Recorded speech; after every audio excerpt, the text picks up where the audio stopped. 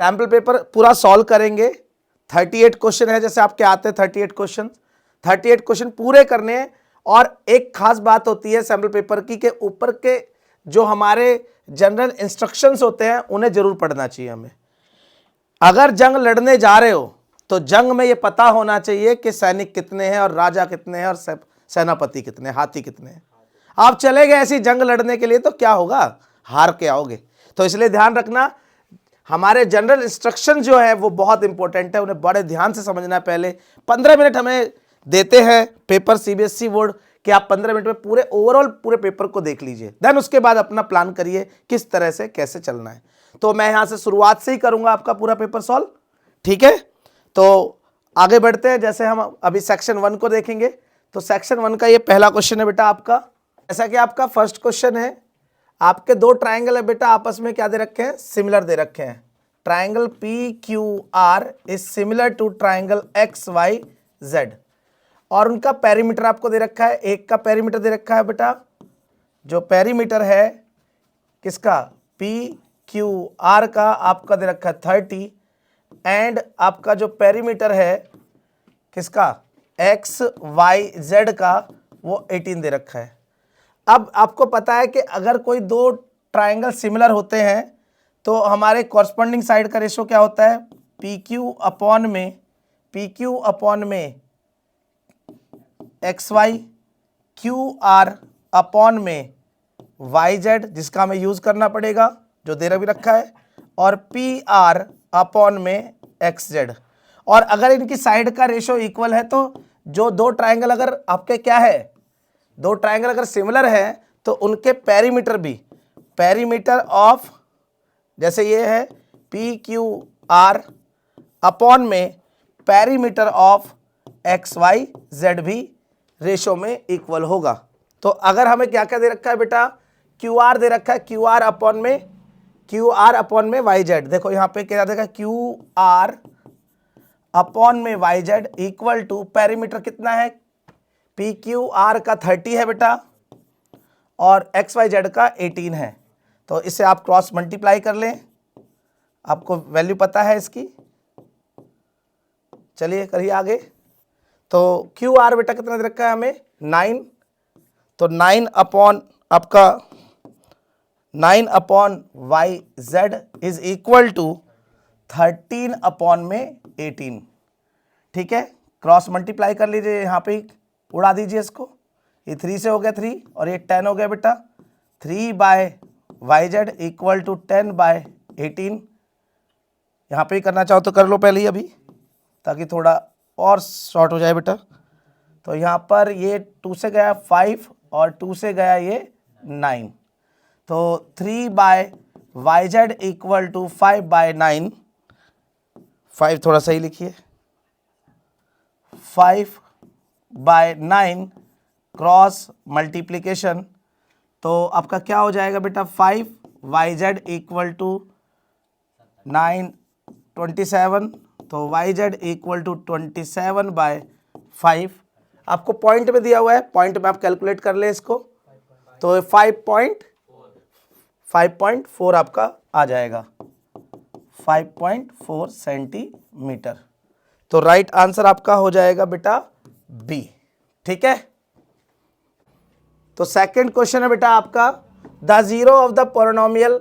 आपको पोलिनोमियल दिया हुआ है, इसमें जीरो बताना है। देखिए इसे ना, जब भी जीरो बोले और जीरो दे दे आपको, तो इसके लिए एक शॉर्ट ट्रिक लगाएं, हिटन रूल लगाएं, हिट करें। जैसे आप मान लीजिए पहले इसको रख ले बेटा, इसको इसमें रख के देखिए क्या आपका जीरो आ रहा है, नहीं आ रहा तो छोड़ दीजिए। इसमें से आप इसको रख के देखिए -3 को, जीरो आ रहा है, अगर आ रहा है तो ठीक है, फिर 4 को चेक कर लीजिए। अगर आप जैसे यहाँ पे सी को देखिए, आप सी को देखें बेटा, दोनों को रख के देखना है, पता है ना आपको कैसे रखना है। अगर मैं रखवाऊंगा तो वीडियो बड़ी बन जाएगी।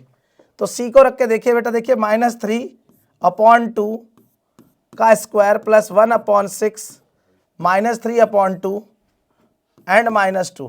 पहले इसे रख लीजिए बेटा, यहाँ पर इसे निकालिए, देन आप इससे निकालिए 4/3 का स्क्वायर प्लस 1/6 4/3 एंड -2। दोनों से देखिए क्या आता है। यहाँ से करेंगे माइनस +9, यहाँ से करेंगे 9/4 प्लस में मल्टीप्लाई करेंगे तो बेटा माइनस में ही होगा, माइनस में 3 1 3 3 2 6, तो 1/4 और -2। तो यहाँ से कितना आएगा बेटा 9/4 माइनस ये 8 और ये भी माइनस है, तो टोटल कितना है -9/4 हो जाएगा। तो कितना आ गया बेटा 0। तो यहाँ से 0 आ रहा है। यहाँ पे भी जल्दी से करके देख लीजिए, 16/9 हो जाएगा बेटा, ये 2 और ये 3, तो 2/9 हो जाएगा बेटा, और -2।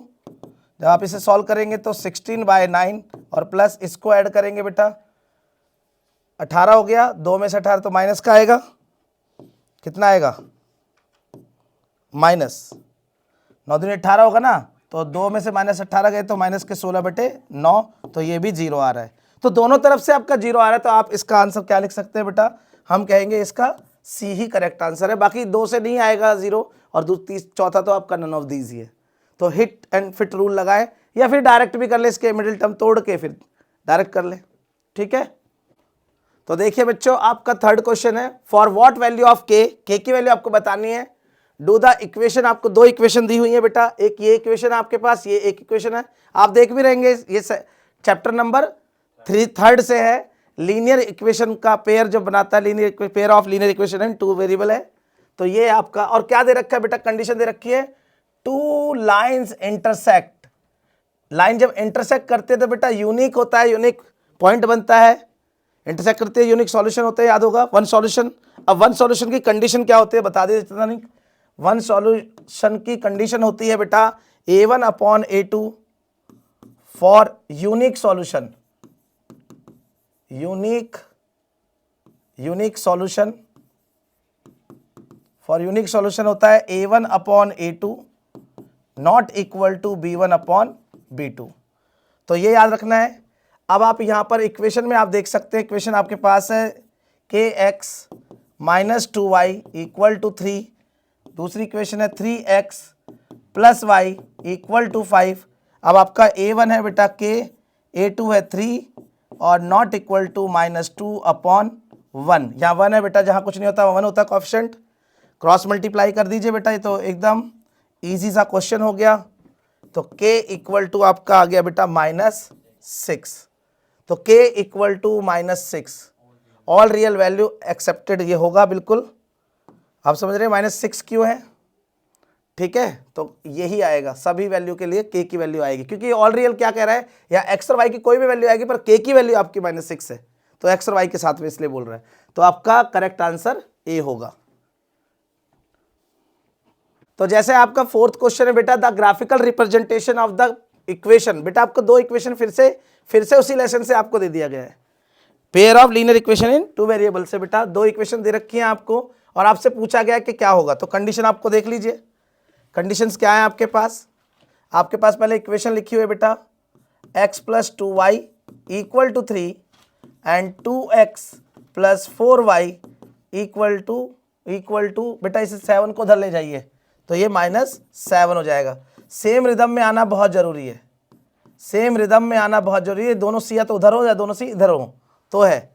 अब हम देखिए यहाँ पे 1/2 और यहाँ पर 2/4 और यहाँ पर 3/-7।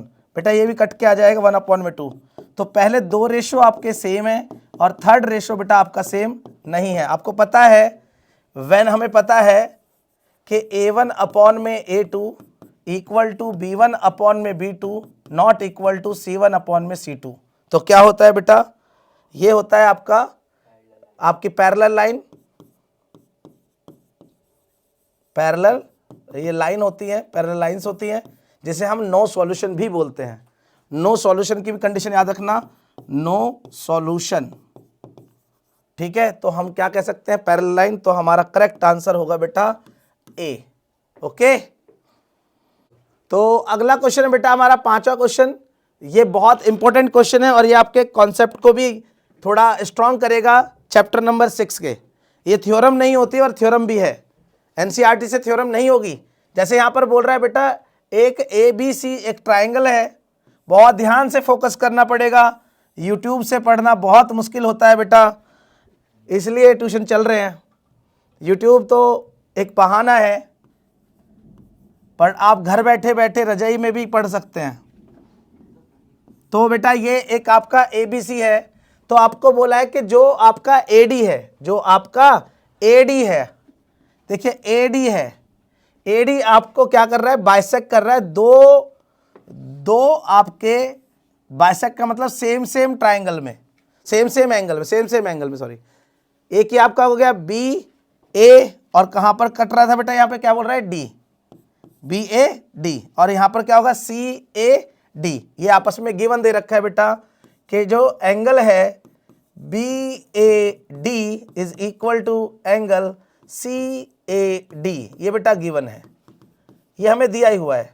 अब एक बात ध्यान रखनी है आपको, ट्राइंगल चाहे कैसा भी हो आपका, ट्राइंगल चाहे कैसा भी हो, और आपको किसी ट्राइंगल का कोई एक एंगल बेटा बाइसेक्ट कर दे, कोई एक एंगल बाइसेक्ट कर दे, तो उसकी जो रेशो है ये अपॉन ये और ये अपॉन ये होगा।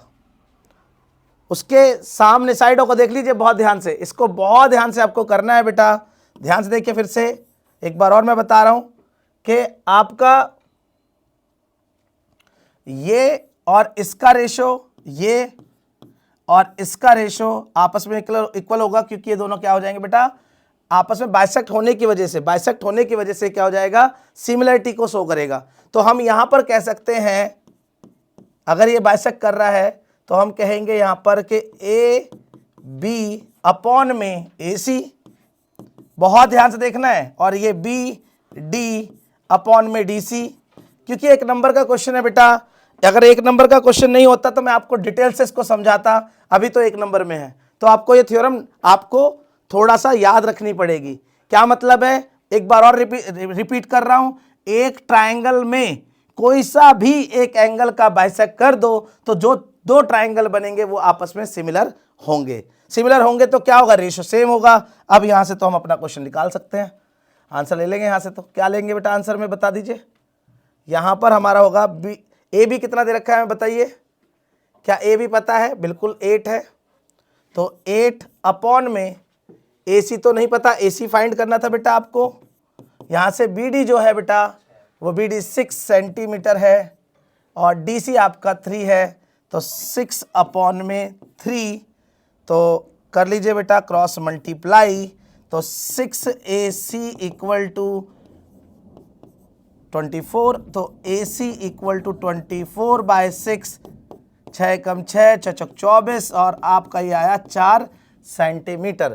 तो आपका आंसर है या नहीं है, ये रहा B। तो B आंसर है, और ये बहुत इंपॉर्टेंट एक कॉन्सेप्ट को खोलता है आपका। अगर बड़े नंबर में आता तो मैं आपको इसका रीजन भी देता, ठीक है। तो नेक्स्ट जब भी कभी 6 चैप्टर को हम पढ़ाएंगे उसमें 20 क्वेश्चन इतने इंपॉर्टेंट कराएंगे कि आप देखेंगे, पेपर खोलेंगे आके घर, तो आप देखेंगे भैया ने तो ये भी कराया, भैया ने तो ये भी कराया, ये भी आया। तो 20 मोस्ट इंपॉर्टेंट क्वेश्चन आएंगे बेटा, बहुत ध्यान से देखना है, ठीक है। बस, तो भैया अगला क्वेश्चन हमारा 6, a girl has a cube, 1 letter write written on each face. बेटा एक क्यूब जो हमारी डाइस होती है, जो लूडो वाली डाइस होती है, उस पर इस बार 1 2 3 नहीं लिखे, तो लड़की ने इस बार क्या लिख दिया बेटा, उस पर M लिख दिया, N लिख दिया, P लिख दिया, M लिख दिया, N लिख दिया, M लिख दिया है 1 2 3 की जगह पर। तो डाइस बन गई हमारी, अलग तरह की बन गई है, ऐसे लेटर की बन गई है। The cube is thrown once, एक बार उसने थ्रोन किया, एक बार फेंका। The probability of getting M, बेटा प्रोबेबिलिटी आपको निकालनी है, किसकी निकालनी है, गेटिंग M की। तो प्रोबेबिलिटी निकालनी है गेटिंग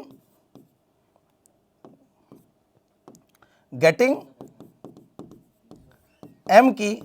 तो M आएगा कितनी बार, तो आप देखिए यहां पर 1 2 और 3, तो 3 बार आपका M आ रहा, कितने में से आ रहा है, 6 में से बेटा, तो 1/2। बहुत ही आसान क्वेश्चन है ये। तो प्रोबेबिलिटी के सारे क्वेश्चन बहुत आसान होते हैं, ध्यान से बस पढ़ने की जरूरत होती है। ओके, हो गया। तो जैसा कि आपके सामने अब क्वेश्चन नंबर 7 है, a contractor plan to install a slide for the children to play in a park. बेटा एक पार्क में एक स्लाइडर जिसमें झूले होंगे बचपन में, आप उसको बनाना चाहता है, कॉन्ट्रैक्टर आपका एक झूला बनाना चाहता है। जब हम बचपन में थे इस तरह से पार्क में एक झूला लगा था, देखा होगा आपने, ओके, इस तरह से। तो बोल रहा है if he prefer to have a slide whose top at a height of 1.5 metre, जो उसकी हाइट है बेटा, जो उसकी हाइट है वो कितनी है, 1.5 मीटर है, और इज इंक्लाइंड, इंक्लाइंड जो है, इंक्लाइंड होता है वो कितने डिग्री पर इंक्लाइंड होता है, कितने पर, 30 डिग्री पर टू द ग्राउंड, ठीक है। Then the length of the slide, बेटा स्लाइड की, ये जो स्लाइड है आपकी, इस स्लाइड की आपको लेंथ बतानी है कि ये लेंथ कितनी है। बड़ा आसान सा क्वेश्चन है। तो किस तरह से होगा, ट्रिग्नोमेट्री लगाएंगे हम, यहाँ पर हम पॉइंट रख लेंगे, ये ए है, बी है और ये सी है। In triangle A B C angle C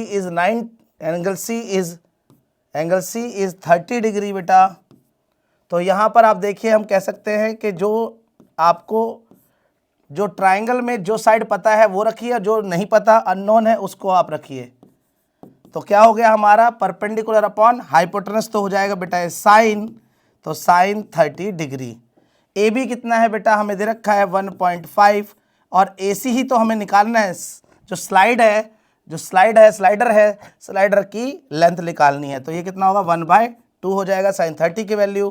cross multiply करेंगे बेटा, 1.5 का दुगुना करना है तो 3 हो जाएगा, बड़ा आराम से प्यार से, और आपका आंसर निकल के आएगा बेटा बी ऑप्शन। ओके, समझ में आया, क्वेश्चन आसान था। तो देखिए अगला क्वेश्चन है आपका बेटा। तो अगले क्वेश्चन में क्या दिया है, consider the following frequency distribution of the height. आपको दे रखे 60 स्टूडेंट के लिए दे रखा है बेटा। तो ये दे रखा है, आपको पूछा क्या गया है, इस तरह से टेबल दे के आपसे पूछा गया था, सम पूछा गया है किसका, लोअर, पूछा गया है lower limit of the model class, जो भी निकलेगा उसका, और upper limit of the median class. तो मॉडल क्लास का बेटा लोअर लिमिट और मीडियन क्लास का बेटा अपर लिमिट जो आएगा उन दोनों को जोड़ देना है आपको, ठीक है। तो कैसे करेंगे, सबसे पहले आपको पता है कि जो हमारा मोड निकलता है, तो मोड में क्या होता है बेटा, हाईएस्ट फ्रीक्वेंसी बोलते हैं। तो हाईएस्ट फ्रीक्वेंसी को बेटा यहाँ एफ है, तो एफ के सामने आ जाओ, तो ये हमारा लोअर होगा मॉडल के अकॉर्डिंग। तो हमारा लोअर कहाँ लिख दूँ, यहीं पे लिख देता हूँ, lower limit of the model class. तो कितना हो गया बेटा, तो कितना हो गया आपका यहां से 150। ओके, देन नेक्स्ट आगे चलेंगे। तो यहां पर आप अब आपको निकालना है बेटा मीडियन का। अब मीडियन कैसे निकालते हैं, बिगर सी एफ के तो मीडियन निकलेगा नहीं, तो आपको यहां पर सी एफ भी निकालना पड़ेगा बेटा। सी एफ निकालने के लिए क्या करोगे आप, इसे थोड़ा सा मिटा लेते हैं, तो हमारा 150 तो आ ही गया, 150 तो यहाँ पर हम बेटा क्या लिख लेंगे, सी एफ बनाएंगे। तो सी एफ होगा, ये 15 है, 15 में 13 जोड़ेंगे 28 आ जाएगा, 28 में जोड़ेंगे तो 38 आ जाएगा, 38 में ये 8 जोड़ेंगे तो हो जाएगा 46, 46 में 9 को ऐड करेंगे तो हो जाएगा 55, और 55 में 5 ऐड करेंगे 60, तो 60 हमारा है भी। अब देखिए क्या होता है बेटा, हमारा किस तरह से यहाँ निकलता है, पहले 60 का हाफ करेंगे, मतलब 60/2 करते हैं तो आता है 30 n/2। तो अब n/2 कहाँ इनमें आएगा बेटा, कहाँ पर आएगा 30, तो यहाँ पर आएगा हमारा 30, यहाँ पर आएगा। तो इसके अकॉर्डिंग यहाँ पर बेटा ये हमारा f हो जाएगा। तो यहाँ से सीधा जाएंगे तो ये हमारा क्या है बेटा, अपर लिमिट है ये हमारी, लोअर लिमिट तो 160 है मॉडल क्लास की, अपर लिमिट ही हमसे पूछी थी। तो यहाँ पर हमें एक और मिल गया, क्या मिल गया, 165 ऐड कर दीजिए बेटा हम, 5 और 6 को आप ऐड करिए बेटा, तो कितना आ गया, 111 हो गया, और ये हो गया 3, तो 315 आपका आंसर है बेटा, यहाँ पर डी है। ओके, तो बेटा अगला क्वेश्चन देखिए, 9 क्वेश्चन है। अब वर्टिकली स्टिक्स, आपकी एक डंडी है, एक छड़ी है जो 1.8 मीटर लॉन्ग है, लॉन्ग कास्ट आ शैडो बनाती है, एक शैडो बना रही है बेटा। कितना बना रही है वो shadow? 45 centimetre long on the ground पर। देखिए जैसे आप ये कह सकते हैं, यहाँ पर क्वेश्चन के साथ साथ चलते हैं। एक आपकी स्टिक है जो 1.8 मीटर है और वो शैडो बना रही है बेटा यहाँ पर 45 सेंटीमीटर ग्राउंड पर, और ये एंगल बेटा हमें नहीं पता पर थीटा है। एट द सेम टाइम बेटा एक और आपका क्या है बेटा, पोल है, और पोल की लेंथ आपको दे रखी है 6 मीटर। पोल की लेंथ दे रखी है 6 मीटर, और आपसे उसी टाइम का मतलब है जितना ये थीटा है बेटा उतने ही थीटा पर होगा। सेम टाइम पर सूरज एक जगह होता है तो सेम एंगल बनाते हैं, तो एंगल तो दोनों का सेम होगा। तो आपसे ये पूछा है आपको कितनी होगी। अगर इसे आप ए बी सी, इसे पी क्यू आर बोले तो ये 90 है, ये भी 90 है, दोनों एंगल्स क्या हो गए? सेम हो गए बेटा। तो दो एंगल आपस में सेम है तो इसका मतलब सिमिलर हो गए। तो क्या हो जाएगा, ये अपॉन में ये, मतलब 1.8 मीटर अपॉन में 6 metre is equal to 45 centimetre, ये सेंटीमीटर में, और इधर आपको निकालना है आर क्यू जो शैडो है, यही आपको निकालनी है। तो इसे भी मीटर में बदल लीजिए बेटा, 1.8 अपॉन 6 इक्वल टू ये होगा 0.45 अपॉन में आर क्यू को ले जाइए उधर, तो R Q equal to 0.54 into में 6 अपॉन 1.8। तो क्या हो जाएगा बेटा, यहाँ से पॉइंट हटाओ, ऊपर 10 आ गया, यहाँ से पॉइंट हटाओ, नीचे 100 आ गया। तो कितना होगा, 9 से कट रहा है, 9 दूनी 18, 9 पंजे 45, 2 एकम 2, 2 पंजे 10, नीचे से मत काटो बेटा, नीचे 100 रहने दो। ये तो 5 25 और 25 छिक्के 150 हो गया बेटा, 1 0 से 1 0 कट गई, 1.5 मीटर आपका आ गया आंसर इसका। तो आपका सी आंसर बेटा करेक्ट होगा। तो क्वेश्चन समझ में आया होगा अच्छे से। तो अब आपका नेक्स्ट क्वेश्चन है बेटा 10 में आपको दे रखा है, ध्यान से देखें। The LCM of 2 number is, 2 number का एलसीएम आपको दे रखा है बेटा, 2 नंबर का एलसीएम दे रखा है कितना, 1200 बेटा आपका। ओके, अब पूछा है which of the following can not be their HCF, इनमें से कौन एचसीएफ नहीं है। अब एक बात बताइए, जो एचसीएफ होता है वो क्या होता है, जो एचसीएफ होता है, HCF is HCF of 2 number, HCF of 2 number is always factor of LCM होता है। तो देखो यहां पर कौन फैक्टर नहीं है बेटा, 500 नहीं है, 500 is not a factor of 1200, तो यही नहीं है भाई। और सारे तो फैक्टर देख लीजिए, 200 भी है आपका, 600 भी है और 400 भी है। तो इसका मतलब क्या हो जाएगा, इसका ए आंसर आपका करेक्ट होगा। ओके, ठीक है। तो अगला क्वेश्चन है बेटा, ये अच्छा क्वेश्चन है 11वां। तो यहां पर देखिए क्या दे रखा है उसने, चल जा भाई। तो क्वेश्चन है the number of quadratic equation बतानी बेटा, कितनी क्वाड्रेटिक इक्वेशन आपकी बना सकते हो आप, कब, हैविंग रियल रूट रियल होना चाहिए, आना चाहिए, विच डू नॉट चेंज, सबसे important, do not change square of their root. बेटा जब रूट का स्क्वायर भी करे तब भी आपके जो रूट है वो चेंज ना हो। अब ऐसे कैसे आपके रूट होते हैं जो जिनका स्क्वायर करने पर भी चेंज ना हो बेटा, बहुत ध्यान से देखिए। तो 1 का स्क्वायर करोगे तो भी 1, और 1 का स्क्वायर करोगे तो भी 1, तो एक रूट तो ये आगे एक इक्वेशन के रूट, एक क्या होगा बेटा 0,1 हो जाएगा और एक हो जाएगा 0,0।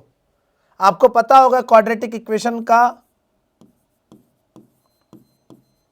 क्वाड्रेटिक इक्वेशन जब हम बनाते हैं तो किस तरह से बनती है बेटा, x square minus sum of two roots, जो भी रूट्स है आपके, इनटू में एक्स और प्लस प्रोडक्ट ऑफ रूट्स। ये बेटा आपकी इक्वेशन होती है, आपको पता होना चाहिए। अब यहाँ पर आप इन दो इसे रख के देखिए, एक इक्वेशन बनेगी, इसे रख के देखिए एक इक्वेशन बनेगी, इसे रख के देखिए एक इक्वेशन बनेगी। अगर आप ये कहें कि 0 और 1, 0 1 की जगह 1 0 से तो बन सकती है, तो सेम ही बनेगी, आप देख लेना निकाल के। ओके, तो आपके कितनी इक्वेशन बनेंगी बेटा, आपके 3 रूट लिख लेंगे, 3 इक्वेशन बन जाएंगे बेटा। तो आपका आंसर होगा बेटा 3। 3 इक्वेशन आप बना सकते हैं ऐसे, जिनके जो रूट्स है उनका स्क्वायर करें तो भी वो रूट्स वही रह जाए। ओके, तो बेटा आप देखिए, आपका है क्वेश्चन नंबर 12 है, the perimeter of the triangle formed by the point. 2 points है, इन पॉइंट से आपका क्या बन रहा है बेटा, ट्राइंगल बन रहा है। इसका मतलब ये कोऑर्डिनेट ज्योमेट्री का है, ठीक है। यहाँ पर 3 आपको पॉइंट के कोऑर्डिनेट दे रखे हैं जिससे ट्राइंगल बनता है बेटा। तो ये एक पॉइंट है जिसका A है, ये पॉइंट B है और ये पॉइंट C है। इन सब के आपको कोऑर्डिनेट भी दे रखे हैं बेटा। तो आपसे पूछा पेरीमीटर बताइए, 0,0, ये आपका 1,0 और ये आपका 0,1 है। आपका पेरीमीटर पूछा है, पेरीमीटर निकालने के लिए आप AB का डिस्टेंस निकालो, BC का डिस्टेंस निकालो और AC का डिस्टेंस निकालो। अगर आप डिस्टेंस निकालोगे बेटा AB का, तो AB का डिस्टेंस फॉर्मूले से लिख लेगा, क्या होता है 1 - 0 का स्क्वायर, तो 1 का स्क्वायर हो जाएगा, प्लस 0 - 0 का स्क्वायर, तो 0 का स्क्वायर, तो बेटा क्या आ जाएगा 1 रूट में, तो 1 आ जाएगा बेटा। आप इसी तरह से BC का डिस्टेंस निकालोगे, तो BC का डिस्टेंस 1 - 0, तो 1 का स्क्वायर, फिर प्लस 0 - 1, तो -1, 1 का स्क्वायर हो जाएगा, तो यहाँ से आ जाएगा √2। अब आप ऐसे ही AC निकालोगे, तो AC कैसे निकलेगा, 0 - 0, तो 0 का स्क्वायर, प्लस 0 - 1, तो 1 का स्क्वायर, तो क्या आ जाएगा 1 का स्क्वायर, तो क्या आ जाएगा 1 आ जाएगा। इसका मतलब आपका AB, BC और AC आ गया। अब पेरीमीटर निकालना है, पेरीमीटर ऑफ ट्रायंगल। तो पेरीमीटर ऑफ ट्रायंगल क्या होता है बेटा, सभी साइड का सम कर दो आप। तो सारी साइड है, ये 1 है, ये 1 है और ये √2 है, तो कितना हो जाएगा बेटा 2 + √2। आंसर देखिए कौन सा है आपका, 2 + √2, 2 + √2, A is the answer. Okay, समझ में आया होगा। तो अब अगला क्वेश्चन है आपका बेटा, अगला क्वेश्चन बहुत ही आसान है, ये आपने 8th में ही पढ़ा होगा, कभी 8th में क्वेश्चन किया हो। तो the wickets take by a bowler, एक बॉलर है जो विकेट्स लेता है बेटा 10 मैच में। आपके 10 मैच दे रखे हैं और इस तरह से उसका डाटा दे रखा है। पहले मैच में वो 2 विकेट लेता है, 6 wicket, 4 wicket, 5 wicket, 0 wicket, 3 wicket. आपसे पूछा the mode of the data is, तो मोड क्या होता है बेटा, मोड क्या होता है बेटा, हाईएस्ट फ्रीक्वेंसी होता है, हाईएस्ट फ्रीक्वेंसी होता है बेटा। तो जो फ्रीक्वेंसी हाईएस्ट होती है वो देखिए, अब यहाँ पर कितनी बार एक ही चीज आ रही है बेटा, तो वो आपका मोड हो जाएगा। देखिए कितनी, कौन ज़्यादा बार आ रहा है, कितनी बार ज़्यादा विकेट लिए हैं, तो 3-3 करके उसने ज़्यादा विकेट लिए हैं। तो इसका मतलब इसका करेक्ट आंसर आपका हो जाएगा बेटा D। समझ में आया। तो इस तरह से आराम से क्वेश्चन हो जाएगा। तो अब आपका बेटा नेक्स्ट क्वेश्चन है, क्वेश्चन नंबर है आपका देखिए 14। इस तरह के क्वेश्चन आपके ट्रिग्नोमेट्री के क्वेश्चन आप सोचते हैं, देखते डर जाते हैं बहुत से बच्चे, तो मेरे से नहीं होगा छोड़ देते हैं। बट ये क्वेश्चन फिक्स क्वेश्चन है, ये आते हैं, रूट के क्वेश्चन है। जब भी रूट के क्वेश्चन होते हैं, आपने 9th में पढ़ा होगा बेटा, रूट के क्वेश्चन में रेशनलाइज कर दो तो शायद कुछ बात बन जाए। तो देखिए यहाँ पर यही करना है। तो कभी कभी हमें ज़्यादा माइंड लगाना नहीं होता, हम डर जाते हैं कि हमसे नहीं होगा, बट क्वेश्चन को करेंगे तो हो जाता है बेटा। देखिए यहाँ रेशनलाइज कर दीजिए, जो है इसका कॉन्जुगेट होगा, तो 1 + sin θ अपॉन में 1 + sin θ। तो इसका रेशनलाइजेशन कर दिया हमने, तो जब इसको इससे करेंगे तो बेटा स्क्वायर हो जाएगा। तो a प्लस ये जो है आपका 1 प्लस साइन थीटा का होल स्क्वायर अपॉन में यहाँ a plus B a minus B है तो a square minus B square हो जाएगा। तो बेटा इसे हम कह सकते हैं 1 प्लस साइन थीटा का होल स्क्वायर अपॉन में बेटा ये 1 माइनस साइन स्क्वायर थीटा क्या होता है, कॉस स्क्वायर थीटा होता है। अब देखिए यहाँ स्क्वायर है, यहाँ भी स्क्वायर है, तो स्क्वायर से स्क्वायर कट जाएगा बेटा, तो आ जाएगा 1 प्लस साइन थीटा अपॉन में कॉस थीटा। अब देखिए हमारा जो टर्म है बेटा वो किस में आ रहा है, साइंस टेन और सेक में आ रहा है। टेन और सेक में लाने के लिए मान लो हम कॉस से डिवाइड कर दे, ऊपर भी कॉस से नीचे डिवाइड कर दे तो हो जाएगा बेटा। ध्यान से देखिए ये साइन है ना, तो इसे 1 अपॉन कॉस से डिवाइड करिए, साइन को भी 1 अपॉन कॉस से डिवाइड करिए, कॉस से डिवाइड करिए, और यहाँ पर भी कॉस को कॉस से डिवाइड करिए, मतलब ऑल टर्म को हमने कॉस थीटा से डिवाइड कर दिया क्योंकि हमें टेन में और सेक में रहना है। अब देखिए बेटा ये क्या हो जाएगा, 1 अपॉन कॉस क्या होता है बेटा, सेक होता है, sec theta plus tan theta upon में बेटा ये कट जाएगा तो 1 हो गया। अब देखिए ये कहाँ आ रहा है, अब देखिए tan theta plus sec theta या sec theta plus tan theta होगा। देखिए ये आपका C answer is correct. Okay, आसान था, रेशनलाइजेशन ध्यान रखना था, 9th क्लास का टॉपिक था, हमें ट्रिग्नोमेट्री यूज़ की है और आइडेंटिटी यूज़ की है, हो गया। ओके, तो बच्चों देखो आपके पास अब 16 क्वेश्चन है। 16 क्वेश्चन हमारा लेसन नंबर 10 से, सर्किल से, जहाँ पर आपको कुछ थ्योरम्स पढ़नी होती है, जैसे 10.1 10.2 है। ये एक सर्किल पर बेस है बेटा, और इसे हमेशा याद रखना कि कोई भी अगर एक सर्किल है और किसी भी कोऑर्डिनेटर में बना हुआ है, किसी भी कोऑर्डिनेटर में बना हुआ है, तो हम क्या बोलते हैं उसे, कि सर्किल कोऑर्डिनेटर के अंदर है। तो इसके बारे में एक बात ध्यान रखनी है आपको कि जब भी वो सर्किल कोऑर्डिनेटर के अंदर है, इंस्क्राइब्ड है, ठीक है, तो सर्किल पर जो अपोजिट साइड है, देखो इसके अपोजिट ये है, अगर ये ए है, ये बी है, ये सी है और ये डी है, इसके सेंटर पर बेटा यहाँ पर अगर आप दो एंगल डालते हो, एक ये एंगल आपने अपोजिट साइड से डाला इसके सेंटर पर, और एक ये एंगल बेटा इस पर डाला,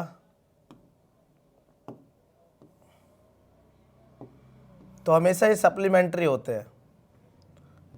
तो अब ध्यान रखना कि एक बार और मैं बता रहा हूँ, ध्यान सुनो कि एक सर्किल है आपका, उस सर्किल पर अगर सर्किल अगर इंस्क्राइब्ड है किस पर, किसी कोऑर्डिनेटर में, तो उसकी अपोजिट साइड, जैसे मान लीजिए ये अपोजिट साइड दोनों आपस में, इस पर बनने वाला सेंटर पर जो एंगल सबटेंडेड होता है, इन दोनों एंगल का सम क्या होगा बेटा, 180 डिग्री होगा। ध्यान रखना इस बात को।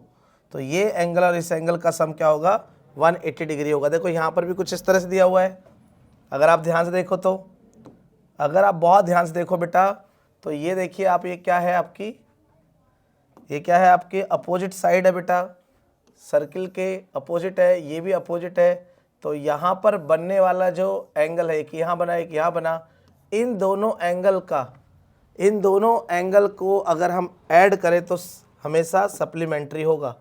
तो सवाल अब आराम से हो जाएगा बेटा।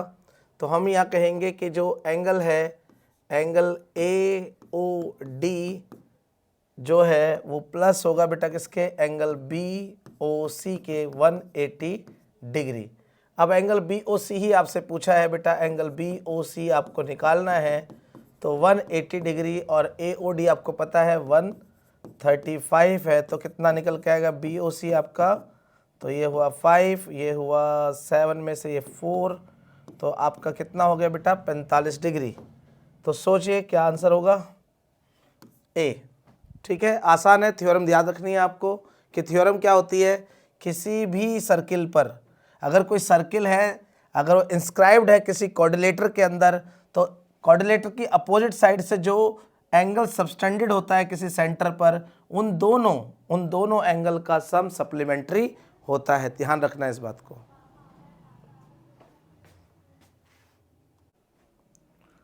तो नेक्स्ट क्वेश्चन आप देखिए, 17 क्वेश्चन है बेटा। Out of the given statement, यहाँ पर आपको 4 स्टेटमेंट दी हुई हैं, 4 स्टेटमेंट से कौन सी स्टेटमेंट आपकी ठीक है वो देखना है आपको। तो ध्यान से देखिए बेटा, पहला क्या है, the area of 2 similar triangle. अगर 2 सिमिलर ट्राइंगल, आपको अच्छे से पता है सिमिलर ट्राइंगल क्या होते हैं, वो छोटे और बड़े हो सकते हैं। मॉडल के हिसाब से मैंने बताया था आपको कि एक ताजमहल अगर छोटा बड़ा है पूरी बिल्डिंग और उसका छोटा एक मॉडल है तो सिमिलर होते हैं। सिमिलर का मतलब यही होता है आपके अलग अलग भी हो सकते, छोटे बड़े हो सकते हैं। तो कह रहा है एरिया में तो कुछ और दिक्कत नहीं होगी।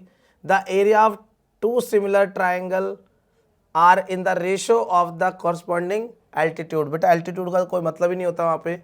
If the area of 2 similar triangle, अगर एरिया देखो सिमिलर ट्राइंगल का जो एरिया अगर सेम हो जाए, देखो अगर इसका एरिया सेम हो जाए, सोच के देखो, छोटी चीज़ का एरिया तो सेम नहीं होगा। जो आपस में 2 ट्राइंगल आपस में बराबर होंगे, सिमिलर हो सकते हैं, तो इनका एरिया भी क्या होगा बेटा, आपस में सिमिलर होगा।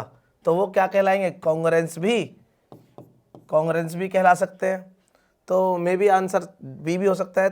सी पढ़ लीजिए, the ratio of area of 2 similar triangle is equal to the ratio of their corresponding medium. Median का तो कोई मतलब ही नहीं रहा। The ratio of the area of 2 similar triangles is equal to the ratio of their corresponding side. बेटा ये भी कोई मतलब नहीं है, रेशो से एरिया का कोई रिलेशन नहीं होता। तो आप क्या कहेंगे, यहाँ पर बी ही सही है। और नॉर्मली आपको पता भी है, अगर आप देखें तो ये 2 आपके हाथ है, इन दोनों को एक दूसरे से ढक सकते हैं, तो हम इसे कॉन्ग्रुएंस भी बोल सकते हैं और इन्हें सिमिलर भी बोल सकते हैं। तो सिमिलर, अगर दोनों का एरिया सेम है तो कॉन्ग्रुएंस भी है और वो सिमिलर भी है। तो हमारे अकॉर्डिंग क्या आंसर होना चाहिए बेटा, आपका बी ही आंसर ठीक होगा, बाकी सब स्टेटमेंट गलत होगी। ठीक है, समझ में आया। अगला क्वेश्चन है बेटा आपका 18 क्वेश्चन।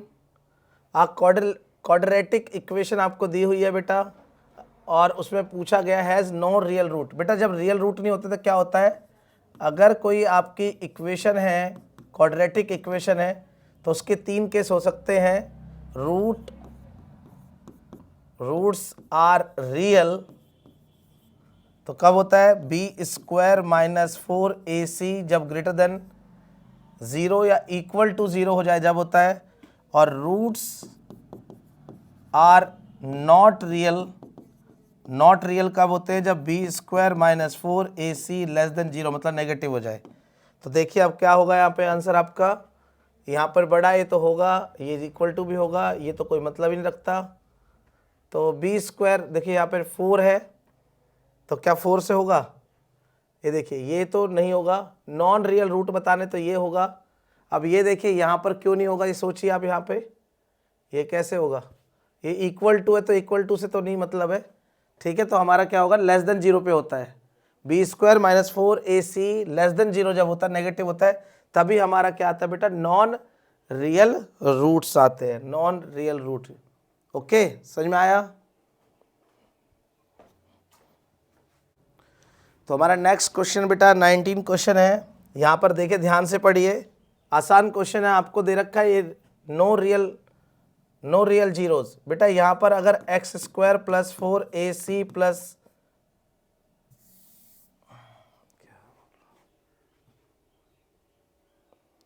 तो अगला क्वेश्चन हमारा 19 क्वेश्चन है, जो क्या बोल रहा है कि x² + 7x + 12 आपका नो रियल रूट है। नो रियल रूट के लिए क्या होता है, आपको मैंने अभी बताया, फॉर नो रियल रूट्स। तो नो रियल रूट के लिए क्या होता है आपका, निकाल के देखिए यहाँ से b² - 4ac क्या होगा।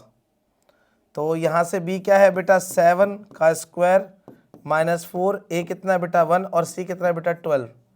तो निकालिए यहाँ से, मतलब आपको d निकालना है बेटा। तो d आपका या 49 आएगा, यहाँ -12 चौक 48 आएगा बेटा, और ये 1 आया। तो रूट तो रियल है बेटा, नो रियल रूट। बेटा रूट तो रियल है इसका, नो रियल रूट तो नहीं है। मतलब ये जो स्टेटमेंट बोली है ये गलत हो गई है ना। असर्शन का मतलब होता है अगर आप पहले देखिए कि भाई कोई चीज़ सही है या गलत है, तो ये तो गलत हो गया, नो रियल रूट कोई है, इसका तो रियल रूट है।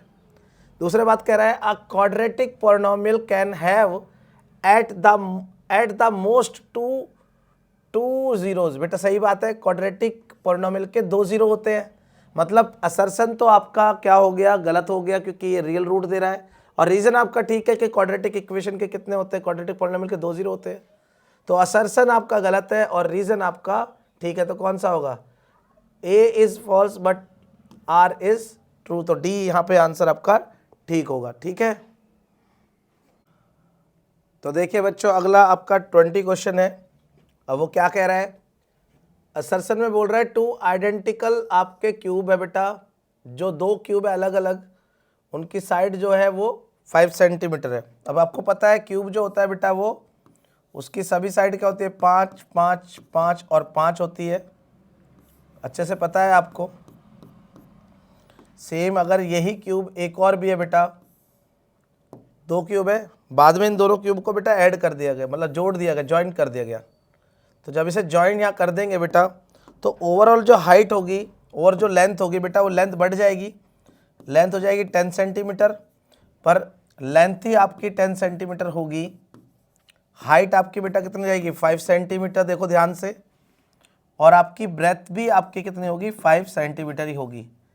अगर आपसे पूछा आगे टोटल सरफेस एरिया बोला टी एस से, तो टी एस ए ऑफ जो अब इसने टाइम क्या हो गया, ये क्यूब नहीं रहा क्यूबॉइड हो गया है, क्या हो गया है क्यूबॉइड हो गया है, तो कितना हो गया 2 into L B plus L H plus 2 L B plus B H plus L H, तो निकालिए आप यहाँ से 2, एल बी कितना है बेटा आपका, एल तो आपका 10 है, बी आपका कितना है 5, फिर प्लस बी कितना है 5, एच बी आपका 5 प्लस एल आपका 10 और एच आपका 5। चलिए निकालिए, देखिए कितना आंसर आता है, ये बेटा 50 हो गया, ये 25 और ये 50, तो कितना आंसर आएगा 2, ये कितना हो गया बेटा 100 और 125 और मल्टीप्लाई कर दोगे तो 250 सेंटीमीटर स्क्वायर। अब देखिए उन्होंने क्या बोला है कि इसका जो टोटल सरफेस एरिया वो कितना है 350, जो है नहीं बेटा, तो असर्शन हमारा गलत हो गया। दूसरा है total surface area of cuboid. अब क्यूबॉइड का जो टोटल सरफेस एरिया बेटा यही तो होता है, हमने लगाया भी यहाँ पे, देख लीजिए यहाँ पे लगाया ना 2 into L B plus B H plus L H, तो ये है, तो ये तो सही हो गया आपका। इसका मतलब असर्शन आपका दोबारा से गलत है और रीजन आपका ट्रू है, तो डी आपका यहाँ पर करेक्ट आंसर होगा। उम्मीद है समझ में आएगा। इस तरह से हमारे जो एक एक नंबर के सारे क्वेश्चन से बेटा वो अब सॉल्व हो गए हैं। ठीक है, तो सैम्पल पेपर में जितना भी आपने किया है, ध्यान से देखा है, उसके दोबारा एक बार करो, समझो, हर क्वेश्चन को करो और उसके रिलेटेड 2-3 क्वेश्चन और करने हैं। ओके, क्वेश्चन नंबर 21 है, a fast train takes 3 hour less than a slow train, मतलब दो ट्रेन है, एक फास्ट और एक स्लो है, तो एक उससे ज़्यादा टाइम या कम टाइम तो लेगी, कई क्वेश्चन करे हुए हमने, और बताया ट्रेन फॉर अ जर्नी, दोनों ने जर्नी कितनी की है बेटा 600 kilometre. If the speed of the slow train is 10 kilometre per hour less then that of the fast train, मतलब जो ट्रेन की स्पीड हम मान लेंगे, मान लो मैंने कहा let speed of fast train, speed of fast train हम x किलोमीटर पर आवर मान ले, तो जाहिर सी बात है जो स्लो होगा स्पीड ऑफ स्लो ट्रेन होगी बेटा, तो वो हो जाएगी हमारी x minus 10 kilometre per hour. अब बहुत ध्यान से देखें, अकॉर्डिंग टू द क्वेश्चन यहीं पे आप ले लें जो टोटल डिस्टेंस कितना है, distance covered by both train, बेटा दोनों ट्रेन ने सेम ही करा ट्रेन्स, तो ये है 600 kilometre. According to the question ध्यान से देखें बेटा, मैंने कई बार आपको बताया है जो हमारा टाइम का फॉर्मूला होता है, बचपन से भी हम पढ़ते आए हैं, time is equal to distance upon में स्पीड होता है बेटा। अब एक तरफ से टाइम, जो फास्ट ट्रेन है उसका वो जल्दी चले जाएगा, उसका टाइम कम लगेगा, और जो स्लो ट्रेन है उसका टाइम ज़्यादा होगा। तो मैं स्लो ट्रेन का टाइम लिखूँ तो डिस्टेंस तो स्लो वाली ने भी इतना ही चला, पर स्लो वाली ट्रेन का जो स्पीड है वो क्या है, x - 10। फिर मैं कहता हूँ ये क्या है, बड़ा टाइम है, फिर माइनस कर दो उसमें से 600 अपॉन में x। फास्ट ट्रेन का, जो तेज ट्रेन चलती है उसका टाइम कम होता है, मतलब वो जल्दी चली जाती है, और जो स्लो होती है वो थोड़ा लेट टाइम होता है, बड़ा टाइम होता है। ये छोटा टाइम, ये बड़ा टाइम। बड़े टाइम में से छोटा टाइम बेटा घटाओगे तभी तो आपका क्या लिख लेगा, 3 घंटे लिख लेंगे, 3 आवर्स। अब आपकी बेटा इक्वेशन बन गई है, आराम से आप इस क्वेश्चन को कर पाएंगे। हम एलसीएम ले लेते हैं बेटा, इन दोनों का होगा x - 10 इंटू में x, और इससे इसको कर देंगे बेटा, तो ये हो गया 600x माइनस 600 को बेटा मल्टीप्लाई करेंगे इससे x - 10 से, तो आपका आंसर आएगा, थोड़ा ऊपर कर लेते चलो यहीं पे, तो यहाँ पर आपका आएगा ये बेटा हो गया 600x माइनस 600x माइनस, और ये हो गया 6000, और माइनस माइनस बेटा प्लस भी होगा, ध्यान से देखो गलती मत करना, और ये x और x स्क्वायर और minus 10x equal to 3। Okay ठीक है, तो आप देखिए ये तो ये कट गया बेटा, थोड़ा नीचे ले आते हैं ताकि यहीं पे समझ में आ जाए, थोड़ा साइड होके। चलिए भाई, तो अब आगे बढ़ो बेटा, तो यहाँ पर आपको मिल जाएगा बेटा, यहाँ से 6000 upon x square minus 10x equal to 3/1 cross multiply हो जाएगी बेटा, यहाँ पे आ जाएगा, ये हो जाएगा 3x स्क्वायर, इसको मल्टीप्लाई कर देंगे तो minus 30x is equal to 6000, इसको भी ले जाते हैं तो 3x square minus 30x minus 6000 equal to 0। बेटा यहाँ पर x 3 कॉमन ले लेंगे, 3, तो x स्क्वायर माइनस 10x और माइनस ये हो गया 2 और 2000 इक्वल टू 0, ये नीचे आएगा तो ख़त्म, तो x square minus 10x minus 2000 equal to 0। बेटा यहाँ क्वाड्रेटिक इक्वेशन बन गई है। अब इससे आगे तो मैंने बताया था आपको, आप तो दो तरह से कर सकते हो, एक फैक्टराइजेशन मेथड से कर सकते हो और एक क्वाड्रेटिक वाले से कर सकते हो। तो क्वाड्रेटिक वाले से करना ज़्यादा आसान होता है बेटा, तो minus B plus minus under root B square minus 4ac upon में 2a। थोड़ा कम बोले, जहाँ गलती हो वहाँ बोलना, रिकॉर्डिंग हो रही है दूसरे बच्चों के लिए भी।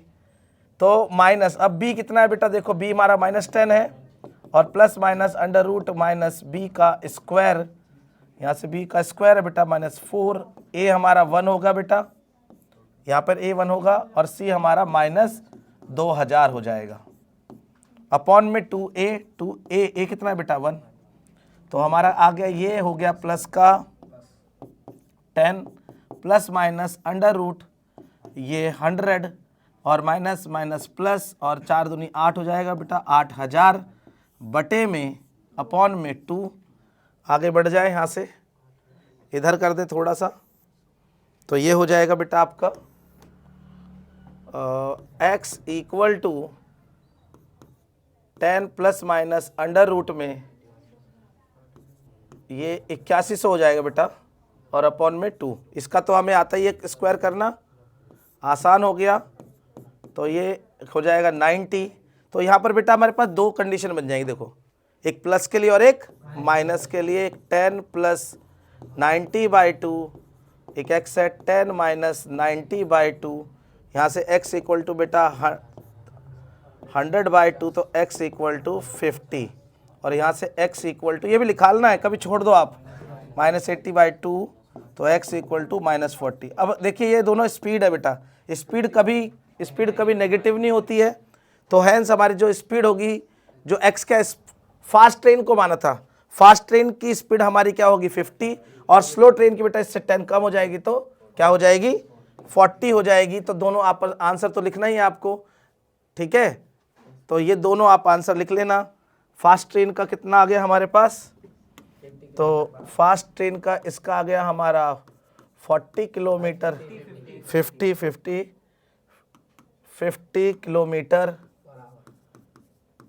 किलोमीटर पर आवर, और इसका बेटा इससे एक कम हो जाएगा तो 40 किलोमीटर पर आवर। ये आंसर हो जाएगा आपका। उम्मीद है समझ में आया होगा। 2 नंबर में कभी कभी ये ज़्यादा में भी आता है, तो बहुत ध्यान से करना है। मुश्किल नहीं है, ये क्वेश्चन मुश्किल बन जाता है, ठीक है। तो ठीक, तो अगला क्वेश्चन है question number 22। In what ratio does the point C point दे रखा है आपको 4,5 डिवाइड्स, ये डिवाइड कर रहा है बेटा आपके 2 पॉइंट को। मतलब यहाँ 2 पॉइंट है आपके पास, अगर मान लीजिए ए है ये तो 2, 3 और बी पॉइंट है आपका 7, 8।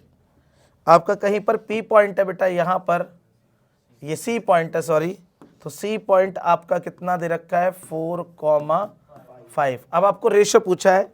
रेशो के लिए मैंने बताया था आपको, लेसन 7 है बेटा, ये दोनों आपको डिस्टेंस फार्मूला पता होना चाहिए और रेशो के लिए रेशो फार्मूला पता होना चाहिए। पॉइंट निकालना, कोई पॉइंट ज्वाइनिंग का पॉइंट पता होना चाहिए। तो यहाँ पर रेशो कैसे निकालते हैं मैंने रेशो के लिए बताया था। तो हम पहले लेट करते हैं, let point C divides A B in the ratio of k:1। ये मैंने बताया था आपको, ये लाइन लिखनी होती है।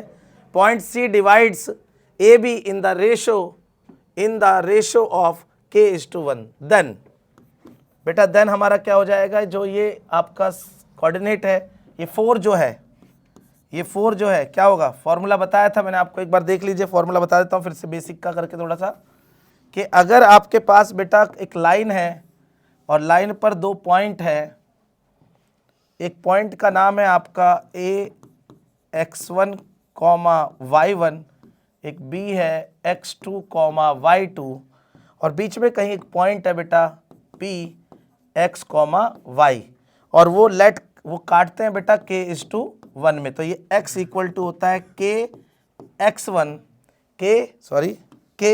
kx2 plus x1 upon k+1, ये होता है। ध्यान से देखो, k इधर है ना, k इधर, तो kx2 जो इधर है उसके उधर kx2 plus x1 upon k+1, और y का होता है बेटा y इक्वल टू होता है ky2 plus y1 upon k+1। ये याद रखना रेशो के लिए। तो यहाँ पर बेटा हम क्या कर देंगे, 4 है तो 4 इक्वल टू k, अब देखो उधर है x1 7 प्लस x2 2 है बेटा अपॉन k+1। यहीं से एक से ही आ जाएगा k की वैल्यू, एक से आ जाएगी, दूसरे से निकालने की जरूरत नहीं है बेटा हमें। तो यहाँ से निकलेगा, ये आएगा 4 equal to 7k plus 2 upon k+1 upon में 1 है बेटा, क्रॉस मल्टीप्लाई हो जाएगा। यहाँ से कोई एक भी कोऑर्डिनेट दे रखा हो तो भी हम k की वैल्यू निकाल सकते थे। तो यहाँ पर हो जाएगा बेटा ये 7k plus 2 equal to 4k plus 4, तो 7k minus 4k is equal to 4 minus 2, तो 3k equal to 2, k equal to 2/3। तो k की वैल्यू आपकी रेशो में आ गई बेटा 2/3। ओके, तो आसान क्वेश्चन था 22। ठीक,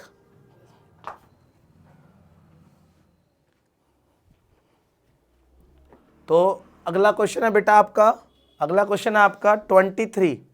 find the HCF and LCM of 672 120 using fundamental theorem of arithmetic. बेटा इसको बहुत ध्यान से सुनना है, ये क्या है, फंडामेंटल थ्योरम ऑफ अर्थमेटिक। बेटा ये होता क्या है, मान लो आपके पास ना नंबर होते हैं, आपने बचपन से ही पढ़े होंगे नंबरों के। तो नंबर से बेटा एक नंबर होता है प्राइम नंबर, प्राइम नंबर। बेटा प्राइम नंबर जो होते हैं, वो क्या क्या होते हैं, थोड़ा एग्जांपल देके बताता हूं मैं आपको। जैसे आपका 1 तो प्राइम नंबर नहीं होता, 1 प्राइम नंबर नहीं होता, ध्यान रखना है। प्राइम नंबर होता है आपका 2, जो किसी के टेबल में नहीं आता, अपने टेबल में आता है, किसी डिविजन नहीं होता। तो 2, 3, 5, 7, 9 नहीं होता बेटा, 11 होता है, और इस तरह चलता है बेटा। ये आपका जो है ना पूरा प्राइम नंबर है इस तरह के। यहीं पर बेटा इन्हें छोड़ दे, इनको छोड़ दे, तो जो बचे हैं बेटा उन्हें बोलते हैं कंपोजिट नंबर, कंपोजिट नंबर। अब कंपोजिट नंबरों को बहुत ध्यान से अगर हम देखें तो इन्हें छोड़ दें, वन तो दोनों में ही नहीं आएगा, वन को तो इंक्लूड करना ही नहीं आप प्राइम नंबर और कंपोजिट नंबर में। तो उसके बाद क्या बचता है बेटा आपका 4।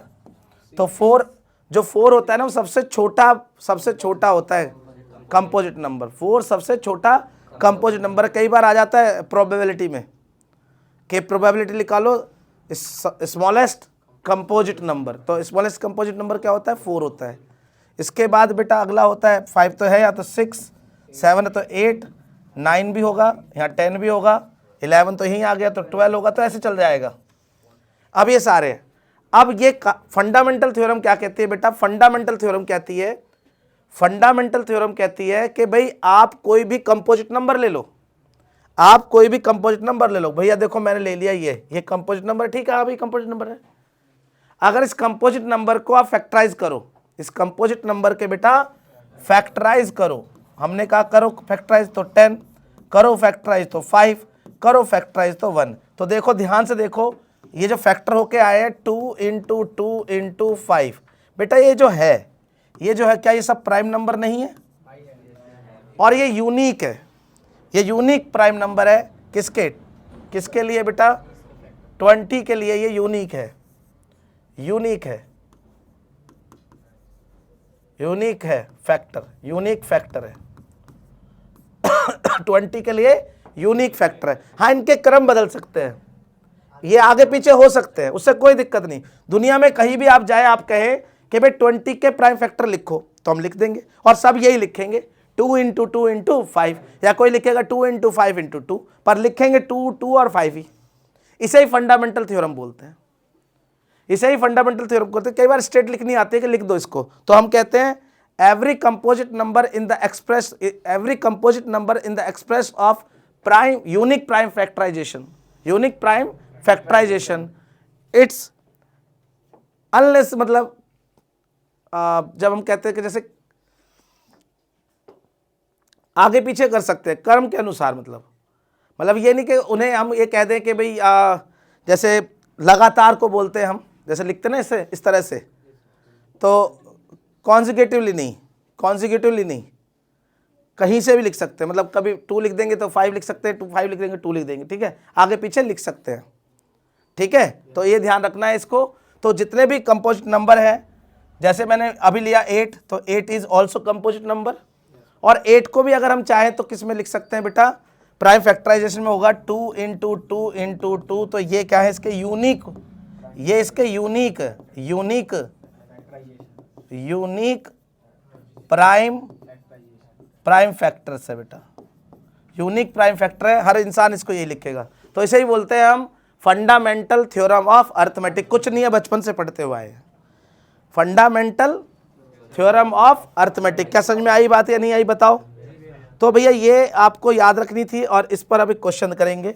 तो भाई क्वेश्चन कहता है हमारा कि भाई इसका यूज करो, मतलब फैक्टर करो, इन सब के फैक्टर करो, और उसके बाद इसका एलसीएम और एचसीएफ निकालो।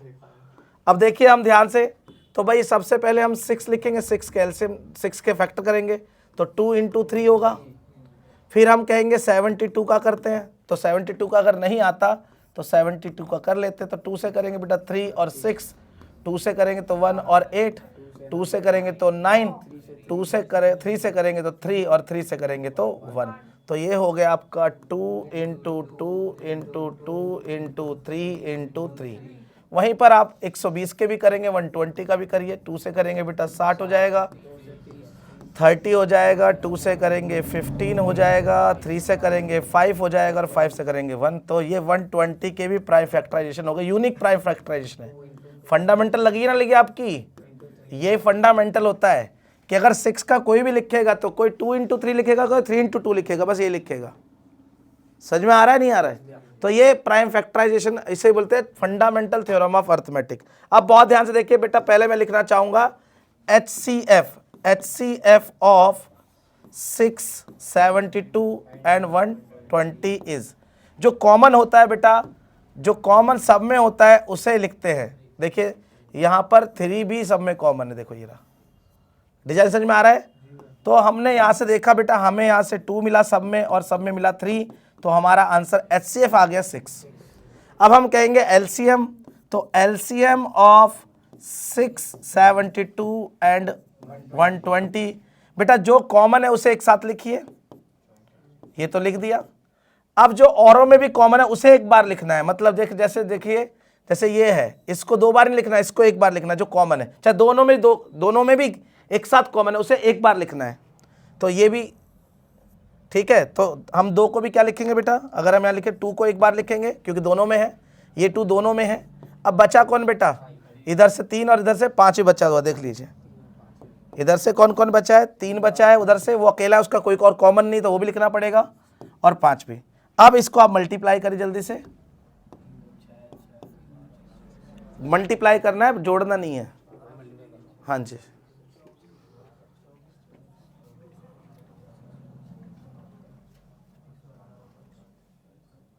बहुत टाइम लगा दिया यार, पक्का? ठीक है, तो 2 तिया 6, 6 दूनी 12, 12 दूनी 24, 24 तिया 72 और 72 पंजे 360। ठीक है भाई, तो ये आपका एलसीएम और एचसीएफ का आसान क्वेश्चन था, बहुत ही आराम से क्वेश्चन होने वाला है। पहले भी बता रखी चीज़ें, अगर नहीं याद तो फिर से एक बार रिवाइज करा दिया। पहले कॉन्सेप्ट बताया कि भाई फंडामेंटल थ्योरम ऑफ अर्थमेटिक क्या होता है, ऑल कंपोजिट नंबर को एक यूनिक प्राइम फैक्टराइजेशन में लिख सकते हैं, आप वो आगे पीछे हो सकते हैं। ये स्टेटमेंट लिखी हुई है आपकी कहाँ पर बेटा, बुक में है, उसको लिखना, स्टेट भी आती है उसकी लिखनी भी। ठीक है, तो अगला क्वेश्चन है 24, टिग्नोमेट्री। जब भी टिग्नोमेट्री आती है हमारे दिमाग में एकदम माथे पे ना ऐसा हो जाते हैं, भाई ये तो हमसे नहीं होगा।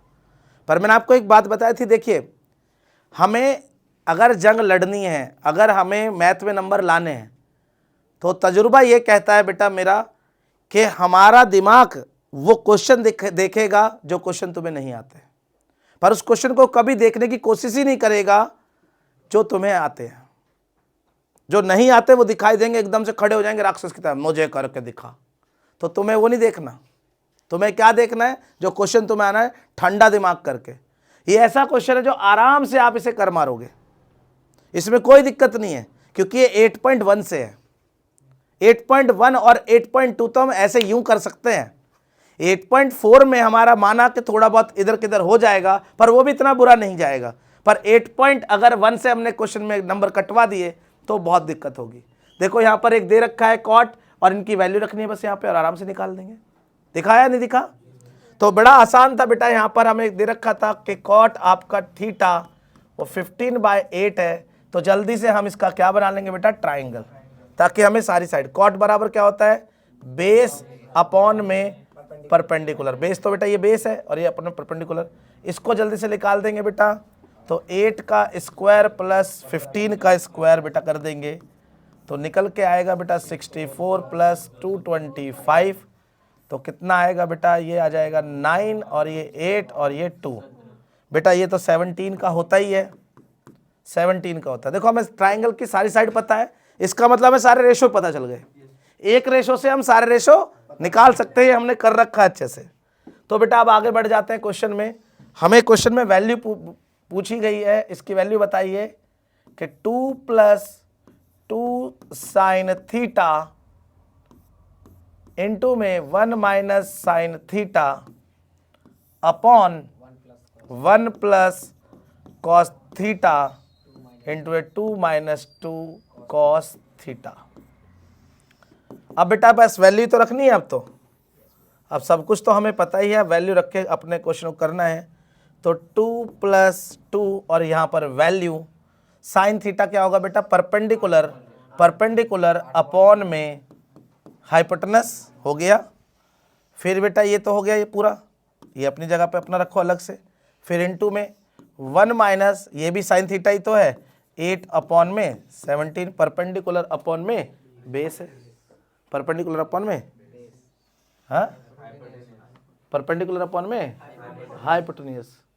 ठीक है, और देखिए नीचे 1 + 1 प्लस बेटा कॉस जो है क्या होता है, बेस अपॉन में हाइपोटेनस ये होता है, और इनटू में 2 माइनस 2, ये कॉस भी बेटा क्या है आपका, ये 15/17। अब देखिए कैलकुलेशन करनी है आपको, और हम कैलकुलेशन में ही गड़बड़ कर जाते हैं, तो कैलकुलेशन यहाँ से करना स्टार्ट कीजिए। पहले अपॉन लिखिए, ये हो गया बेटा 2 और प्लस, अगर कट रहा नहीं कट रहा तो 16/17 बेटा ये हो गया, और ये आपका अलग से ही है, इनटू में है 1 माइनस 8/17, और ये क्या है बेटा 1 प्लस 15/17, इनटू में ये 2 माइनस, ये भी नहीं कट रहा बेटा, तो 15 दूनी 30/17। ध्यान से देखिए, सब जो मल्टीप्लाई था वही किया मैंने अभी, और कुछ नहीं किया, बाकी सबको अब जोड़ना स्टार्ट करेंगे। तो भाई अब ऐड करिए आप इसको, 17 दूनी 34, 34 में 16 जोड़िए, डायरेक्ट कर दीजिए बेटा, आराम से आता है। मैं 17 दूनी 34 और 34 में 16 जोड़िए तो 17 आएगा, अपॉन में तो 17 आएगा। 17 दूनी 34, 34 में 16 जोड़ेंगे तो कितना आएगा बेटा 50। तो डायरेक्ट जोड़ सकते हो आप, इतना टाइम मत रखो। फिर ये बेटा इनटू में है 17 एकम 17, 17 में से 8 घटाइए बेटा, तो 9/17। देखिए ये आ गया, यहाँ से 17 एकम 17, 17 में 15 जोड़िए, कितना आएगा 32 आएगा बेटा 32, और इनटू में बेटा 17 दूनी 34, 34 में से 30 घटाओ तो 4/17। ओके, तो ये हो गया बेटा आपका। अब देखिए सब मल्टीप्लाई में है, तो एक तरीका तो ये है कि भाई आराम से इसको कर जाएंगे, इनको पलट के ऊपर लिख सकते हो आप, ये बटे में ये बटे में, तो ये नंबर क्या है बेटा 50/70 इंटू में 9/17, ठीक है, और इंटू करेंगे तो बेटा ये पलट जाएगा, तो ये हो जाएगा 17/32 इंटू में 17/4। समझ में आ रहा है, ऊपर जाएंगे तो पलट जाते हैं नंबर, अगर बटे का नंबर ऊपर बटे का नंबर नीचे है तो जब हम इससे सॉल्व करेंगे तो ये नंबर पलट जाएंगे ऊपर, सारे मल्टीप्लाई में। अब सारे नंबर मल्टीप्लाई तो देख लो, तो 17 कट गया बेटा, एक 17 से एक और 17 कट गया बेटा, 2 2 जा 4 और ये 25 हो गया बेटा। और बताइए 2 से और तो नहीं कटेगा, तो आप मल्टीप्लाई कर दीजिए जल्दी से, 25 को 9 से करिए बेटा, 225 होगा बेटा ये, तो नीचे करिए जल्दी जल्दी फटाक से, तो 32 को 2 से करेंगे तो कितना आएगा बेटा 64 इज द आंसर। ठीक है, ये आपका आंसर होगा। आसान क्वेश्चन है, बस कैलकुलेशन जाना था, 2 नंबर मिलने इसमें फ्री के, इसमें नंबर कटवाना गलत है बेटा। ठीक, तो बेटा 24 का और है, और ये भी ट्रिग्नोमेट्री पे बेस है, और ये भी आसान है, पर एक बार ऐसा क्वेश्चन कर लेंगे तब आपको आसान लगेगा। जैसे आपको दे रखा है बेटा कॉस, आपको दिया हुआ है कॉस a माइनस बी, आपको दिया हुआ है √3/2।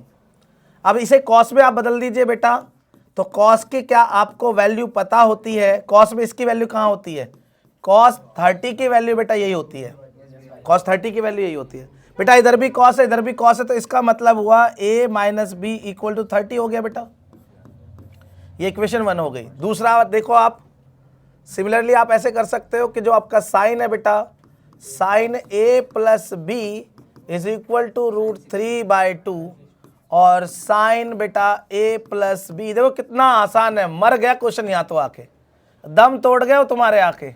ये देखो 60 डिग्री है, तो क्या हो जाएगा बेटा आपका a plus B equal to 60 degree, ये इक्वेशन 2। एलिमिनेशन कर लो बेटा, है ना। अब यहां पर a और b की वैल्यू निकालनी है बाय एलिमिनेशन मेथड, तो ये होगा हमारा a minus B equal to 30 degree और a plus B equal to 60 degree. बेटा यहाँ पर माइनस मत करो, ये दोनों आसान है, प्लस ही कर लो, ये कट गया, तो ये 2a हो गया बेटा, और ये हो गया 90, तो a इक्वल टू बेटा हो गया 45 डिग्री। इतना तो आता है मैथ यार। अब हम कहेंगे पुटिंग करते हैं बेटा, यहाँ पर इतनी, यही तो आता है हमें, putting the value has proved, है ना, putting the value of A in equation बेटा फर्स्ट रख दीजिए, कहाँ है, तो ये 45 माइनस बी इक्वल टू 30। बेटा बी को उधर ले जाओ और 30 को उधर ले आओ, तो ये 30 आ जाएगा बेटा, और ये इक्वल टू बी, तो कितना हो जाएगा 15। तो बी हो गया आपका 15 और ए हो गया बेटा आपका। आसान क्वेश्चन है दोनों, आप ये नहीं कह सकते दोनों ट्रिग्नोमेट्रिक क्वेश्चन, ट्रिग्नोमेट्री बहुत टफ आती है, ट्रिग्नोमेट्री बहुत आसान आती है। अभी जल्दी एक पेपर और आएगा आपका जो सीबीएसई ने सेकंड रिलीज करा है, उसको भी पूरा करना है हमें ध्यान से। ओके, तो क्वेश्चन नंबर 25 है बेटा आपका 6 चैप्टर। बच्चों को 3 ही चैप्टरों से डर लगता है, ट्रिग्नोमेट्री, सर्किल और ट्राइंगल, और बाकी तो सब हो जाता है कैसे तैसे करके। एक 9 भी आता है, हाइट एंड डिस्टेंस को हम बोल देते हैं, पर 9 ठीक ठाक है, चल जाता है। पर ये ध्यान रखना है, क्वेश्चन ध्यान से देखो तो हर क्वेश्चन देखो, रिपीट क्वेश्चन भी आते हैं बेटा इनमें, इन्हीं चैप्टरों के रिपीट क्वेश्चन आते हैं, जो तुमने करे होंगे वो क्वेश्चन आ गए तो आप कर लोगे। तो ज़्यादा ज़्यादा सैम्पल पेपर सॉल्व करेंगे। अब कोई वन शॉट देखने की जरूरत नहीं होती, ज़्यादा नंबर ऑफ क्वेश्चन करने हैं, ज़्यादा नंबर ऑफ क्वेश्चन करो आप, जितना ज़्यादा हो जाएगा, ठीक है ना। तो देखो क्वेश्चन आपका 25 है बेटा। इन अ ट्राइंगल, बेटा एक ट्राइंगल दे रखा है एबीसीडी, एबीसी, एक एबीसी ट्राइंगल है बेटा। बहुत ध्यान से मैं पूरी कोशिश करूंगा इसे समझा पाऊं, और इस थ्योरम को याद रखना। फिर आप जो एडी है, ये ए, ये बी और ये सी है। जो आपका एडी है बेटा वो इस तरह से काट रहा है कि ये दो आपस में बाइसेक्ट कर रहा है, ये और ये एंगल आपका बाइसेक्ट हो गया। अब ये बात ध्यान रखना हमेशा कि अगर कोई ट्राइंगल है और उसका कोई भी एक एंगल, सुनो ध्यान से, अगर कोई ट्राइंगल है उसका कोई भी, 3 एंगल होते हैं ना भाई उसमें, ट्राइंगल में कोई सा भी एक एंगल का अगर बाइसेक्ट खींच दो, तो ध्यान से देखना, यहां पर भी एक पॉइंट है डी। तो ये थ्योरम है हमारी, बहुत ध्यान सुनना बेटा, कि देखो ये काट, ये हो गया ना ऐसे, तो इसके सामने ए सी, उधर पे A B is equal to C D upon में डी बी। क्या याद रख सकते हो? कब होगा? फिर से एक बार देखिए, मान ली थोड़ा टेढ़ा करके बताता हूं। ये आपका ट्राइंगल है बेटा पी क्यू और आर, भले थोड़ा टाइम लग जाए कोई दिक्कत नहीं, पर चमक के जाएगा बेटा। यहां से आपने एक बाइसेक्ट खींच दिया इस पर आर एस, और ये आपका जो है बाइसेक्ट है ये एंगल, जितना एंगल ये है। अब यहां पर आप बताइए कौन से दो साइड आपस में बराबर हो जाएंगी बेटा? तो क्या मैं पी आर अपॉन में क्यू आर कह सकता हूं? पी आर अपॉन में Q R is equal to, और जहां से काट रहा था बेटा देखो, हाँ तो यहां से ये ना, देखो इधर वाले का ये लेना है, इधर वाले का लेना है, तो ये लेंगे पी एस अपॉन में एस क्यू या क्यू एस, हो जाएगा बेटा। अब ये अगर थ्योरम आपको याद हो जाए बेटा, तो आप ये क्वेश्चन कर पाओगे आराम से, बड़ा आराम से, इजी ले जाओगे इस क्वेश्चन को। चलो देखो, अब आप देखो यहाँ पर ये दे रखा है बेटा, तो मीट कर रहा है बीसी पर डी। एसी आपको दे रखा है बेटा कितना? 4.2 दे रखा है बेटा, और डी सी 6 सेंटीमीटर दे रखा है। जो बी और सी है, बी सी पूरा बेटा 10 दे रखा है। बस दिमाग खराब करने के लिए, हम दिमाग खराब होने नहीं देंगे, हमें पता है, हम स्मार्ट है इस चीज के लिए, तो ठीक है भैया। और ए बी पूछा, देखो सब अपने आप निकल के आएगा अगर वो थ्योरम याद है। थ्योरम क्या है? कोई ट्राइंगल है बेटा, किसी ट्राइंगल का कोई एक एंगल का आप क्या करो, बाइसेक्ट खींचो, तो वहां पर रेशो बनता है। किस किस का रेशो?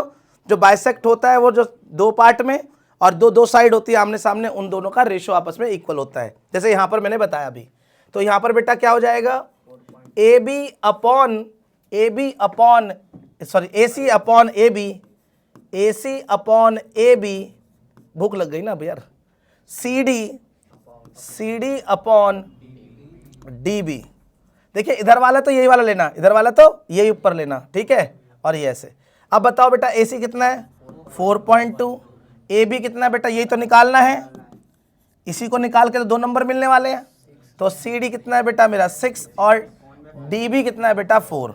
बस आराम से, बड़े प्यार से होगा, यहीं काट लीजिए तो इसे थोड़ा और हो जाएगा। अब क्रॉस मल्टीप्लाई कर लीजिए बेटा, तो 3AB इज इक्वल टू 8.4 और ए बी इक्वल टू 8.4/3। बेटा अपॉन में यहाँ 10 ले लेंगे, 3 से काट लिए, 3 कम 3, 3 दूनी 6, 2 लगे 3 अट्ठे 24। ठीक है, ये कितना आया 28/10 आया बेटा, तो पॉइंट हो जाएगा। तो ए बी कटर काटना नहीं है, स्मार्ट दिमाग लगाना है, स्मार्ट दिमाग लगाना है। अपॉन में 10 है, काटना नहीं बेटा, नहीं तो फिर आपको डिवाइड करना लग जाएगा। तो 10 है तो 10 से आराम से डिवाइड कर लेते हैं पॉइंट लगा के। ठीक है, हो गया क्वेश्चन, आसान है ना क्वेश्चन। पर इसके लिए थ्योरम क्या है बताइए, थ्योरम बताइए। एक बार और मैं बता रहा हूँ, भले ही टाइम लगे कोई नहीं, वीडियो बड़ी बन जाए कोई दिक्कत नहीं, पर ये क्वेश्चन रिपीट हो रहा है। या इसी पेपर में बेटा 3 बार आया है, इसी पेपर में बेटा 3 बार है, 3 क्वेश्चनों में आ गया है। यहाँ देखिए, अगर मैंने कहा ये आपका एक एंगल है पूरा, इसका नाम है पी क्यू और ये आर, यहाँ पर बेटा ये बाइसेक्ट करते हुए यहाँ से क्यू टी ऐसे लगा दिया, क्यू टी। तो अब मैं कहूँ यहाँ पर क्या क्या होगा बराबर, आपका कौन कौन से रेशो होंगे, तो हम कहेंगे P Q by R Q is equal to, P Q है तो पी टी अपॉन में टी आर या आर टी कह सकते हो। बोलो क्लियर। तो क्वेश्चन कभी भी आए बाइसेक्ट वाला, कोई ट्रायंगल का एक एंगल का बाइसेक्ट, तो ये थ्योरम आप लगाएं और 2 नंबर पाए। ठीक है भाई।